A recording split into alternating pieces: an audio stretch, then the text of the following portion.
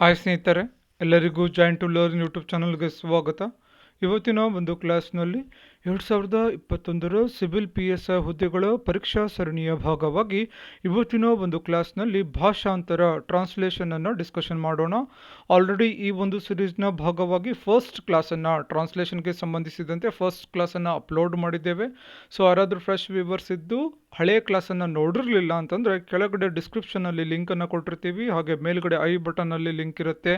ಹಾಗೆ ನಮ್ಮ ಒಂದು YouTube channel join to learn YouTube ಚಾನಲ್ನಲ್ಲಿ ಸಪ್ರೇಟ್ ಪ್ಲೇಲಿಸ್ಟ್ ಸೆಕ್ಷನ್ ಇದೆ, ಸಿವಿಲ್ PSI ಟ್ರಾನ್ಸ್ಲೇಷನ್ ಅಂತ ಹೇಳಿ. ದಯವಿಟ್ಟು ವಿಸಿಟ್ ಮಾಡಿ, ಹಳೆಯ ಕ್ಲಾಸಸ್ಸನ್ನು ನೋಡಿ ಅಂತ ಹೇಳ್ತಾ ಕ್ಲಾಸನ್ನು ಸ್ಟಾರ್ಟ್ ಮಾಡೋಣ. ಅದಕ್ಕಿಂತ ಮುಂಚೆ 850 ರುಪೀಸ್ಗೆ ನಮ್ಮ ಒಂದು ಯೂಟ್ಯೂಬ್ ಚಾನಲಿಂದ ಒಂದು ಕೋರ್ಸನ್ನು ಲಾಂಚ್ ಮಾಡಿದ್ದೇವೆ. ಸಿವಿಲ್ PSIಗೆ ವೈಯಕ್ತಿಕ ಮಾರ್ಗದರ್ಶನ, PDF ನೋಟ್ಸ್, ಪರೀಕ್ಷೆಗಳ ಒಂದು PDF, ಪ್ರತಿ ಭಾನುವಾರ essay ಟ್ರಾನ್ಸ್ಲೇಷನ್ನ ಡಿಸ್ಕಷನ್ ಇರುತ್ತೆ.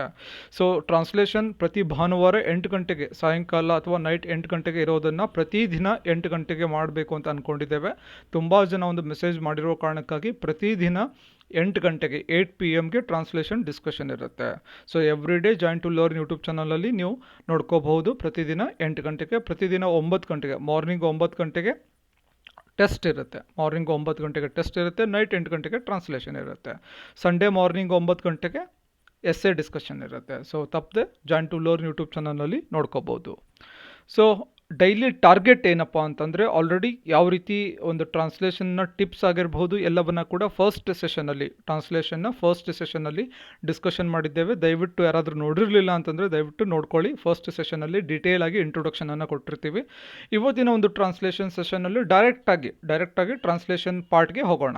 ಫಸ್ಟ್ ಡೈಲಿ ಟಾರ್ಗೆಟ್ ಏನು ಅಂತಂದರೆ, ಪ್ರತಿದಿನ 10 ಶಬ್ದಗಳು ಮತ್ತು ಅವುಗಳ ಅರ್ಥಗಳನ್ನು ನೀವು ಕಲಿಬೇಕಾಗುತ್ತೆ.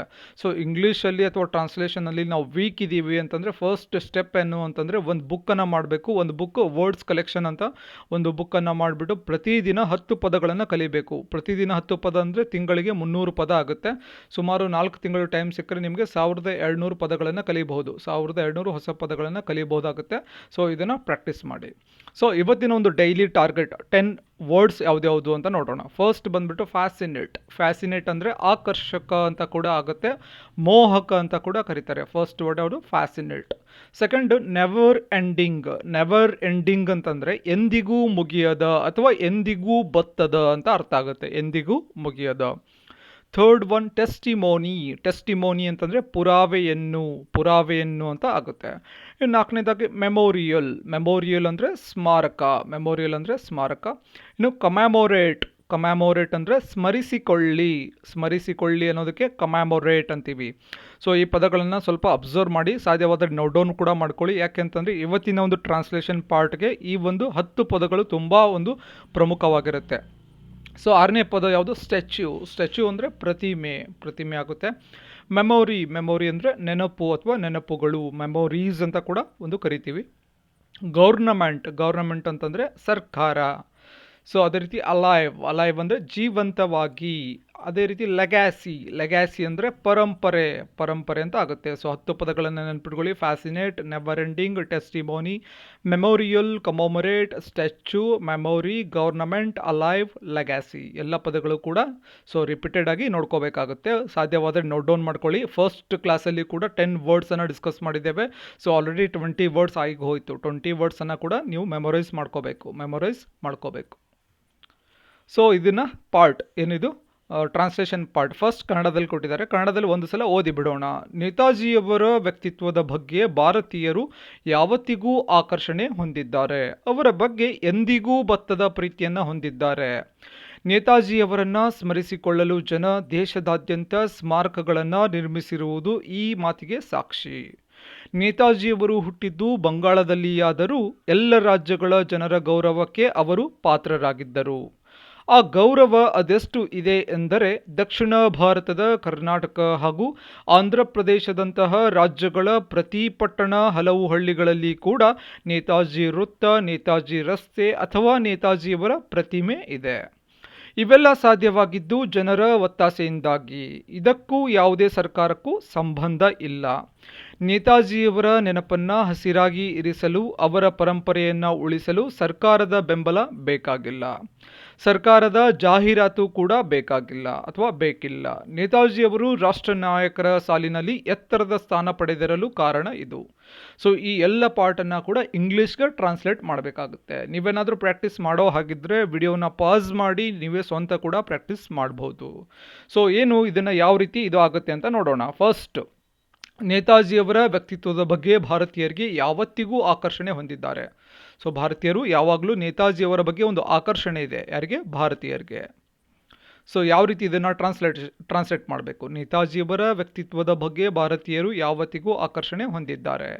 ಸೊ ಏನಾಗುತ್ತೆ? Indians have always been fascinated by Netaji's personality. Personality ಅಂದರೆ ವ್ಯಕ್ತಿತ್ವ ಅಂತ ಆಗುತ್ತೆ. ಪರ್ಸನಾಲಿಟಿ ಅಂದರೆ ವ್ಯಕ್ತಿತ್ವ. ಫ್ಯಾಸಿನೇಟೆಡ್ ಅಂದರೆ ಆಕರ್ಷಕ ಅಥವಾ ಮೋಹಕ. ಸೊ ಸೆಂಟೆನ್ಸಲ್ಲಿ ಏನು ಕೊಟ್ಟಿದ್ದಾರೆ? ನೇತಾಜಿಯವರ ವ್ಯಕ್ತಿತ್ವದ ಬಗ್ಗೆ, ಪರ್ಸನಾಲಿಟಿ ಬಗ್ಗೆ ಭಾರತೀಯರು, ಇಂಡಿಯನ್ಸ್ ಯಾವತ್ತಿಗೂ ಆಕರ್ಷಣೆ ಅಂದರೆ ಫ್ಯಾಸಿನೇಟ್ ಅಂತ ಅರ್ಥ, ಆಕರ್ಷಣೆ ಹೊಂದಿದ್ದಾರೆ. So Indians have always been fascinated by Netaji's personality. Next line ನೋಡೋಣ. ಅವರ ಬಗ್ಗೆ ಎಂದಿಗೂ ಬತ್ತದ ಪ್ರೀತಿಯನ್ನು ಹೊಂದಿದ್ದಾರೆ. ಯಾರ ಬಗ್ಗೆ? ನೇತಾಜಿಯವರ ಬಗ್ಗೆ ಎಂದಿಗೂ ಬತ್ತದ ಪ್ರೀತಿಯನ್ನು ಹೊಂದಿದ್ದಾರೆ. ಎಂದಿಗೂ ಬತ್ತದ ಅನ್ನೋಕ್ಕೆ ನಾವು ಆಲ್ರೆಡಿ ಡಿಸ್ಕಸ್ ಮಾಡಿದ್ದೇವೆ, ನೆವರ್ ಎಂಡಿಂಗ್ ಲವ್. ಸೊ ಏನಾಗುತ್ತೆ ಟ್ರಾನ್ಸ್ಲೇಷನ್?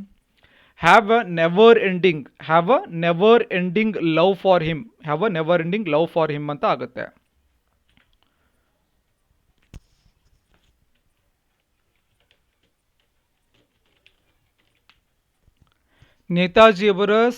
ನೇತಾಜಿಯವರನ್ನು ಸ್ಮರಿಸಿಕೊಳ್ಳಲು ಜನ ದೇಶದಾದ್ಯಂತ ಸ್ಮಾರಕಗಳನ್ನು ನಿರ್ಮಿಸಿರುವುದು ಈ ಮಾತಿಗೆ ಸಾಕ್ಷಿ. ಏನು? ನೇತಾಜಿಯವರನ್ನು ಸ್ಮರಿಸಿಕೊಳ್ಳಲು ಜನ ಏನು ಮಾಡಿದ್ದಾರೆ? ದೇಶದಾದ್ಯಂತ ಸ್ಮಾರಕಗಳನ್ನು ನಿರ್ಮಿಸಿದ್ದಾರೆ. ಈ ಒಂದು ಮಾತಿಗೆ ಸಾಕ್ಷಿ. ಏನು ಟ್ರಾನ್ಸ್ಲೇಷನ್ ಹೇಗಾಗುತ್ತೆ? This is the testimony to the fact that the people have built memorials ಅಂದರೆ ಸ್ಮಾರಕ across the country to commemorate Netaji. So already ನಾವು ವರ್ಡ್ಸನ್ನು ಕೂಡ ಡಿಸ್ಕಸ್ ಮಾಡಿದ್ದೇವೆ. ಏನು ಅಂತ? ಟೆಸ್ಟಿಮೋನಿ ಅಂದರೆ ಅದೊಂದು ಪುರಾವೆ ಇದ್ದಂಗೆ. ಕಮೋಮರೇಟ್ ಅಂತಂದರೆ ಸ್ಮರಿಸಿಕೊಳ್ಳೋಕೆ ಅಂತ ಡಿಸ್ಕಸ್ ಮಾಡಿದ್ದೇವೆ ಅಲ್ವಾ? ಸೊ ಇಲ್ಲಿ ಕೂಡ ನೋಡಿ, ಸ್ಮಾರಕಗಳು ಅಂದರೆ ಮೆಮೋರಿಯಲ್ಸ್, ಸ್ಮರಿಸಿಕೊಳ್ಳೋದು ಅಂದರೆ ಕಮೋಮರೇಟ್. ಸೊ ಆ ಕಾರಣಕ್ಕಾಗಿ ಸೆಂಟೆನ್ಸ್ ಏನಾಗುತ್ತೆ? This is the testimony to the fact that people have built memorials across the country to commemorate Netaji. Next ಸೆಂಟೆನ್ಸನ್ನು ನೋಡೋಣ.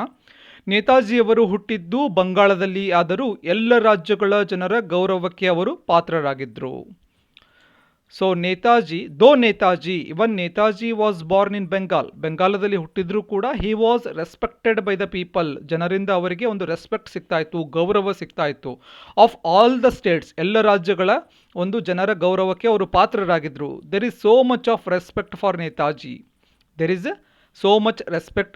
Netaji.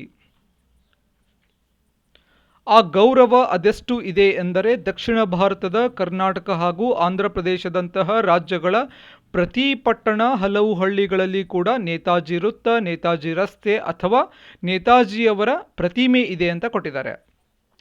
So the statue of Netaji, ಇಲ್ಲೇನಾಗಿದೆ ಟ್ರಾನ್ಸ್ಲೇಷನ್ ಅನ್ನು ನೋಡಿ. The statue of Netaji road, even Netaji circle is also found in many villages in each of the towns of south Indian states like Andhra Pradesh and Karnataka.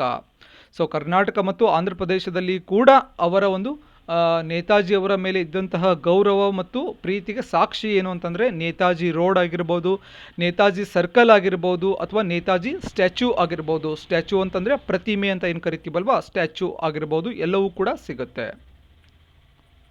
ಇವೆಲ್ಲ ಸಾಧ್ಯವಾಗಿದ್ದು ಜನರ ಒತ್ತಾಸೆಯಿಂದಾಗಿ. ಇದಕ್ಕೂ ಯಾವುದೇ ಸರ್ಕಾರಕ್ಕೂ ಸಂಬಂಧ ಇಲ್ಲ. ನೇತಾಜಿಯವರ ನೆನಪನ್ನು ಹಸಿರಾಗಿ ಇರಿಸಲು, ಅವರ ಪರಂಪರೆಯನ್ನು ಉಳಿಸಲು ಸರ್ಕಾರದ ಬೆಂಬಲ ಬೇಕಾಗಿಲ್ಲ, ಸರ್ಕಾರದ ಜಾಹೀರಾತು ಕೂಡ ಬೇಕಿಲ್ಲ. ನೇತಾಜಿಯವರು ರಾಷ್ಟ್ರ ನಾಯಕರ ಸಾಲಿನಲ್ಲಿ ಎತ್ತರದ ಸ್ಥಾನ ಪಡೆದಿರಲು ಕಾರಣ ಇದು ಅಂತ ಕೊಟ್ಟಿದ್ದಾರೆ. ಸೊ ಪರಂಪರೆ ಅಂತಂದರೆ ಲೆಗ್ಯಾಸಿ ಅಂತ ಕರಿತೀವಿ ಇಂಗ್ಲೀಷಲ್ಲಿ. ಲೆಗ್ಯಾಸಿ ಅಂದರೆ ಪರಂಪರೆ. ಸೊ ಟ್ರಾನ್ಸ್ಲೇಷನ್ ಏನಾಗುತ್ತೆ ಈ ಒಂದು ಪಾರ್ಟ್ಗೆ ಅಂತ ನೋಡೋದಾದರೆ, ಆಲ್ ದೀಸ್ ಪಾಸಿಬಲ್, ಇದು ಎಲ್ಲವೂ ಕೂಡ ಸಾಧ್ಯ. ಹೇಗೆ? With the help of the people, ಜನರ ಸಹಾಯದಿಂದ ಇದು ಸಾಧ್ಯ ಆಗಿದೆ. It has nothing to do with any government. ಯಾವುದೇ ಒಂದು ಸರ್ಕಾರದ ಅವಶ್ಯಕತೆ ಇಲ್ಲ ಈ ಒಂದು ಪ್ರೀತಿಗೆ ಅಥವಾ ಗೌರವಕ್ಕೆ, ಅಥವಾ ಅವರ ಮೇಲೆ ಇದ್ದಂಥ ಒಂದು ಪ್ರೀತಿಯ ದ್ಯೋತಕವಾಗಿ, ಪ್ರೀತಿಯ ಒಂದು ಪ್ರೀತಿಗೆ ಸಂಬಂಧಿಸಿದಂತೆ ಅವರ ಸ್ಟ್ಯಾಚ್ಯೂ ಮಾಡಿರೋದಾಗಿರ್ಬೋದು, ಅಥವಾ ಅವರ ಹೆಸರನ್ನು ಒಂದು ರಸ್ತೆಗೆ ಇಟ್ಟಿರೋದಾಗಿರ್ಬೋದು, ಅಥವಾ ಒಂದು ಸರ್ಕಲ್ಗೆ ನೇತಾಜಿ ಅವರ ಹೆಸರನ್ನು ಇಟ್ಟಿರೋದಾಗಿರ್ಬೋದು. ಇದು ಯಾವುದೇ ಒಂದು ಸರ್ಕಾರದ nothing to do with any government, ಯಾವುದೇ ಸರ್ಕಾರಕ್ಕೆ ಸಂಬಂಧ ಇಲ್ಲ. It all possible with the help of people. Only ಜನರ ಸಹಾಯದಿಂದ ಮಾತ್ರ ಇದು ಸಾಧ್ಯ ಆಗಿದೆ. It is all this possible with the help of people ಅಂತ ಕೊಟ್ಟಿದ್ದಾರೆ. No need for government support to keep Netaji's legacy alive. So ನೇತಾಜಿಯವರ ಒಂದು ಪರಂಪರೆಯನ್ನು ಜೀವಂತವಾಗಿ ಇಟ್ಕೊಂಡು ಹೋಗ್ತಾ ಇದ್ದೀವಿ ಅಥವಾ ಜೀವಂತವಾಗಿ ನಡೆಸ್ಕೊಂಡು ಹೋಗ್ತಾ ಇದ್ದೀವಲ್ವ, ಇದಕ್ಕೆ ಯಾವುದೇ ರೀತಿಯಾದಂತಹ ಸರ್ಕಾರದ ಸಪೋರ್ಟ್ ಅವಶ್ಯಕತೆ ಇಲ್ಲ. This is because Netaji has risen. This is because Netaji has risen to the top of the nation. So top of the nation ಏನು ಅಂತಂದರೆ, ನೇತಾಜಿಯವರು ರಾಷ್ಟ್ರ ನಾಯಕರ ಸಾಲಿನಲ್ಲಿ ಎತ್ತರದ ಸ್ಥಾನ ಪಡೆದಿರಲು ಇದೇ ಕಾರಣ ಅಂತ ಇದರ ಅರ್ಥ, ಹೌದಲ್ವಾ? ಲಾಸ್ಟ್ ಲೈನ್ ನೋಡ್ಕೊಂಬಿಡಿ. ಲಾಸ್ಟ್ ಲೈನ್ ಏನು ಅಂತಂದರೆ, this is because Netaji has risen to the top of the nation. ಇದೇನು ಮೇಲ್ಗಡೆ ಹೇಳಿದೀವಲ್ವಾ, ಯಾಕೆ ನೇತಾಜಿಯವರು ರಾಷ್ಟ್ರ ನಾಯಕರ ಸಾಲಿನಲ್ಲಿ ಉನ್ನತ ಸ್ಥಾನದಲ್ಲಿ ನಿಂತ್ಕೋತಾರೆ ಅಂತಂದರೆ, ಅವರ ಮೇಲೆ ಇದ್ದಂಥ ಒಂದು ಪ್ರೀತಿ ಮತ್ತು ಗೌರವ ಅದು ಕಾರಣ ಆಗಿರುತ್ತೆ. So this is because Netaji has risen to the top of the nation. ನೇತಾಜಿಯವರು ರಾಷ್ಟ್ರ ನಾಯಕರ ಸಾಲಿನಲ್ಲಿ ಎತ್ತರದ ಸ್ಥಾನ ಪಡೆದಿರಲು ಕಾರಣ ಇದು. ಸೊ ಟೋಟಲ್ ಟ್ರಾನ್ಸ್ಲೇಷನನ್ನು ಡಿಸ್ಕಷನ್ ಮಾಡಿದ್ದೇವೆ. ಸೊ ಒಂದು ಪ್ಯಾರಾಗ್ರಾಫನ್ನು ತೊಗೊಂಡ್ಬಿಟ್ಟು ಟ್ರಾನ್ಸ್ಲೇಷನನ್ನು ಡಿಸ್ಕಷನ್ ಮಾಡಿದ್ದೇವೆ. ಸೊ ಇಷ್ಟು ಇವತ್ತಿನ ಒಂದು ಟ್ರಾನ್ಸ್ಲೇಷನ್ ಸೆಷನ್ 2 ಕ್ಲಾಸ್ 2 ಅಲ್ಲಿ ಏನು ಡಿಸ್ಕಷನ್ ಮಾಡಿದ್ದೀವಿ. ಆಲ್ರೆಡಿ 2 ಕ್ಲಾಸ್ ಆದಂಗೆ ಆಗುತ್ತೆ. ಸೊ ಕ್ಲಾಸ್ 1 ಯಾರಾದರೂ ನೋಡಿರಲಿಲ್ಲ ಅಂದರೆ ದಯವಿಟ್ಟು ನೋಡ್ಕೊಂಡ್ಬಿಟ್ಟು ಬನ್ನಿ. ಯಾಕೆ ಅಂತಂದರೆ ಕ್ಲಾಸ್ 1 ಸ್ವಲ್ಪ ಇಂಟ್ರೊಡಕ್ಷನನ್ನು ಹೇಳ್ಕೊಂಡಿದ್ದೀವಿ. ಸೊ ಸ್ವಲ್ಪ ನೋಡಿದ್ರೆ ನಿಮಗೆ ಐಡಿಯಾ ಬರುತ್ತೆ. ಸೊ ಇವತ್ತಿನ ಕ್ಲಾಸ್ ಇಷ್ಟಾದರೆ ಒಂದು ಲೈಕ್ ಮಾಡಿ, ನಿಮ್ಮ ಫ್ರೆಂಡ್ಸ್ಗೆ ಶೇರ್ ಮಾಡಿ. ಹಾಗೆ ನೀವಿನ್ನೂ ನಮ್ಮ ಚಾನಲ್ಗೆ ಸಬ್ಸ್ಕ್ರೈಬ್ ಆಗಿರಲಿಲ್ಲ ಅಂದರೆ ಸಬ್ಸ್ಕ್ರೈಬ್ ಆಗಿ, ಹಾಗೆ ಬೆಲ್ ಐಕಾನ್ ಮೇಲೆ ಕ್ಲಿಕ್ ಮಾಡಿ. ನಾವು ಮಾಡುವಂಥ ಎಲ್ಲ ವಿಡಿಯೋಸ್ಗಳ ಒಂದು ಅಪ್ಡೇಟ್ಸ್ ನಿಮಗೆ ಸಿಗುತ್ತೆ. ಹಾಗೆ ನಮ್ಮ ಒಂದು ಕೋರ್ಸ್ ಏನು ಸಿಬಿಲ್ PS ಆಗಿ 850 ರುಪೀಸ್ಗೆ ಏನು ಕೋರ್ಸನ್ನು ಲಾಂಚ್ ಮಾಡಿದ್ದೇವೆ. ಸೊ ಯಾರಿಗಾದರೂ ಜಾಯ್ನ್ ಆಗಬೇಕು ಅಂತ ಅಂದ್ಕೊಂಡಿದ್ರೆ 7795014409ಗೆ ಕಾಂಟ್ಯಾಕ್ಟ್ ಮಾಡಿದ್ರೆ ನೀವು ಕೂಡ ಜಾಯ್ನ್ ಆಗಬಹುದು. 120 ಲಿಮಿಟನ್ನು ಇಟ್ಕೊಂಡಿದ್ದೀವಿ. ಆಲ್ರೆಡಿ 100 ಅಂದ್ಕೊಂಡಿದ್ವಿ. ಡೇ ಬೈ ಡೇ ಇನ್ಕ್ರೀಸ್ ಆಗ್ತಾ ಇದೆ ಲಿಮಿಟ್. ಕಾರಣ ಏನು ಅಂತಂದರೆ, ತುಂಬ ಜನ ಫೋರ್ಸ್ ಮಾಡ್ತಾ ಇರೋದ್ರಿಂದ ಲಿಮಿಟ್ ಇನ್ಕ್ರೀಸ್ ಆಗ್ತಾ ಇದೆ. ದಯವಿಟ್ಟು ಆದಷ್ಟು ಬೇಗ ನೀವು ರಿಜಿಸ್ಟ್ರೇಷನ್ ಕೂಡ ಮಾಡ್ಕೋಬೋದು. ಸೊ ರಿಜಿಸ್ಟ್ರೇಷನ್ ಯಾವ ರೀತಿ ಮಾಡ್ಕೋಬೇಕು ಅಂದರೆ, ಫೋನ್ಪೇ 850 ರುಪೀಸನ್ನು ಫೋನ್ಪೇ ಮಾಡಬೇಕು 7795014409ಗೆ. ಹಾಗೆ ಸ್ಕ್ರೀನ್ಶಾಟನ್ನು ಕಳಿಸ್ಬೇಕು, ನಿಮ್ಮ ಹೆಸರನ್ನು ಮತ್ತು ಸಿಬಿಲ್ PSI 2021 ಅಂತ ಮೆಸೇಜ್ ಮಾಡುವುದರ ಮುಖಾಂತರ ರಿಜಿಸ್ಟ್ರೇಷನ್ ಮಾಡ್ಕೋಬೋದು. ಇಂಡಿವಿಜುವಲ್ ಗೈಡೆನ್ಸ್ ಅವೈಲೇಬಲ್ ಇರುತ್ತೆ, ನೋಟ್ಸ್ ಅವೈಲೇಬಲ್ ಇರುತ್ತೆ, PDF ನೋಟ್ಸ್ ಅವೈಲೇಬಲ್ ಇರುತ್ತೆ, ಟೆಸ್ಟ್ಗಳ ಒಂದು PDF ಅವೈಲೇಬಲ್ ಇರುತ್ತೆ, ಹಾಗೆ ಟ್ರಾನ್ಸ್ಲೇಷನ್ಗಳ ಒಂದು PDF ಕೂಡ ಅವೈಲೇಬಲ್ ಇರುತ್ತೆ. ಸೊ ಇಷ್ಟು ಇವತ್ತಿನ ಕ್ಲಾಸ್ನ ಮಾಹಿತಿ. ಮತ್ತೆ ಮುಂದಿನ ತರಗತಿಯಲ್ಲಿ ಮತ್ತೊಂದು ವಿಷಯದ ಕುರಿತು ಮಾತನಾಡೋಣ. ಧನ್ಯವಾದಗಳು.